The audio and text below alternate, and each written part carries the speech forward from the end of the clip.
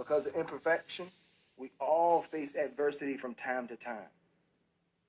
But notice the comfort that we find in the scriptures. Psalms 94, verse 14 and 15. Psalm 94. It says, "For Jehovah will not forsake his people, nor will he abandon his inheritance. The upright in heart will follow it." This scripture helps us appreciate that as Jehovah's people, we can't always avoid adversity. We can't always avoid hardships. But as long as we depend on Jehovah for his guidance, for his wisdom, see, we'll be able to endure through it. However, some of us may be experiencing adversity all of our life, like our dear sister Sharon Gaskins, who lives with cerebral palsy. You can find her life story on page 28 through 31 of the June 1st, 1993 Watchtower. For a summary, for her whole life, everything she does in life is impacted by this condition.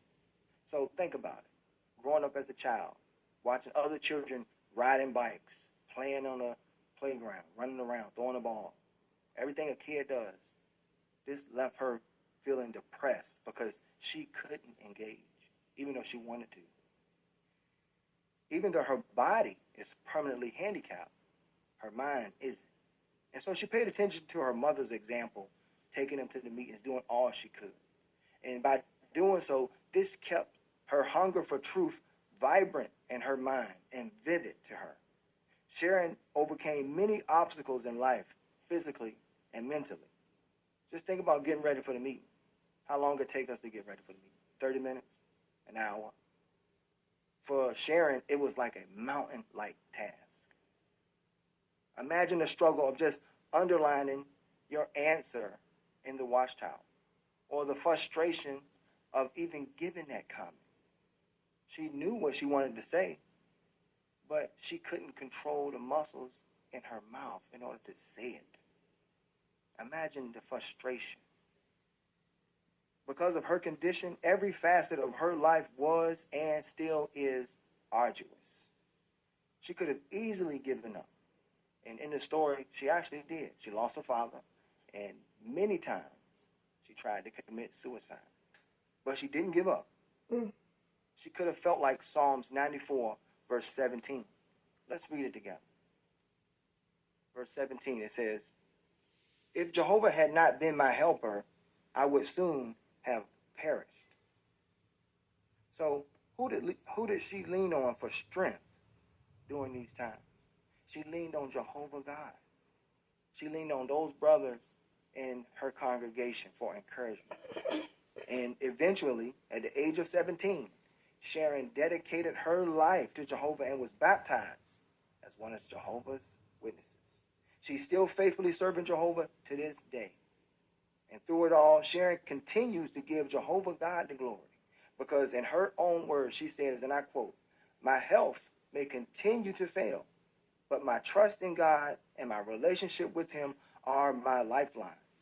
How happy I am to be among Jehovah's people and to have his unfailing support." What a fine example, right? You see, Sharon is hopeful. Yes, she hopes Jehovah will one day bring paradise into fruition where she and many others will continue to live without a hindering illness. And so, like Sharon, we too long for this time. Yes, we long for a time as well when we can say that no resident is sick. When we study how Jehovah kept his promises in the past, it helps us and it gives us confidence about how Jehovah will keep his promises now right on into the near future. And so we can appreciate that Jehovah here, he is preparing us for preservation.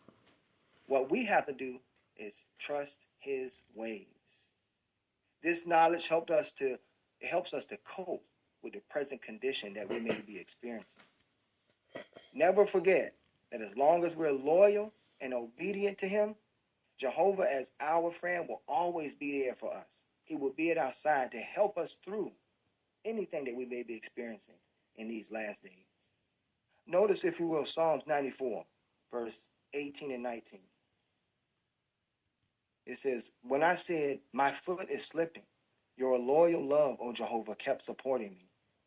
When anxieties overwhelmed me, you comforted and soothed me. So we can see here that Jehovah understands. He understands our concerns, and he will not abandon us. If we go to him sincerely in prayer, he will help us. So continue to build that close relationship with him by taking out the time, meditating, thinking deeply about what we learn at our meeting. Because as Philippians chapter 4, verse 7 says, this helps us to be at peace. You see, being at peace, that's a protection for us mentally. When we look outside, the world seems to be out of control. But you see, we're at peace because we know that Jehovah won't allow it to keep going on. We know that he's going to step in. Thinking back to that home that we're building, winds can come at any time and from any direction. Similarly, Satan's wind-like attacks can come from any direction and any time, even in the form of persecution by the hands of worldly governments. Notice, if you will, Psalms 94, verse 20 through 22. It says, can a throne of corruption be allied with you while it is framing trouble in the name of the law? They make vicious attacks on the righteous one and condemn the innocent one to death. But Jehovah will become a secure refuge for me. My God is my rock of refuge. Did you catch what they're trying to do?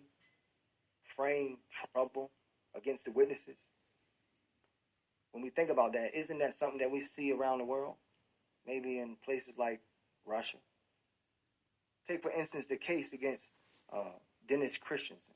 I know we're very familiar with that situation. But he was falsely charged with extremism. He was charged like he was a terrorist. However, they never found any weapons, no motives. As a matter of fact, the judge presiding over his case said this, and I quote, he never showed any hostility toward anyone during his trial, nor during his 6-year detention. Happily, Dennis and his wife, Irina, endured until his release in 2022. Others, they faced different outcomes for their stand against persecution. Some were beaten, some were tortured, some were even killed. How has this affected Jehovah's Witnesses worldwide, you might ask? Well, seeing stories like this, you may think that it has paralyzed us, but actually had the opposite effect. It actually emboldened Jehovah's people to preach without let up and to refuse to be silent about the wonderful prospects of the future. And you can tell by the large increase of witnesses in the last few years. From 2022 to 2023, the number of people baptized almost doubled. So we can plainly see that our secure height Jehovah ensures us that enemy opposition will fail. So serve Jehovah faithfully and keep living. Yes, Jehovah, he will not disappoint us.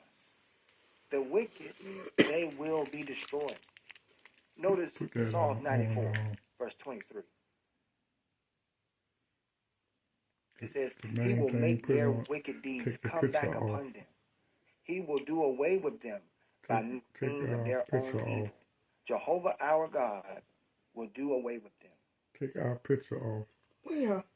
The computer. Jehovah's Day, the most fear-inspiring day in all human history, is impending. All who have not willingly submitted to Jehovah God will perish.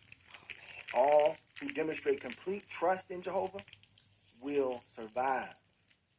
You see, respect for Jehovah's name and love for his loyal servants make it necessary that Jehovah execute justice. So, do we see the house that we built? You see your house? You see the solid foundation of faith. See the strong walls of knowledge, accurate knowledge, stability, and hope. Do you see what's on the inside of those walls? Posturepedic, therapeutic tranquility. Yes, peace and happiness, all covered by that roof, the bond of love. Look at our brothers. They happy, got thumbs up. See, their house is secure, and your house will be secure as long as we continue to make Jehovah our shelter from the storm, our refuge from the wind, our stronghold, our secure height.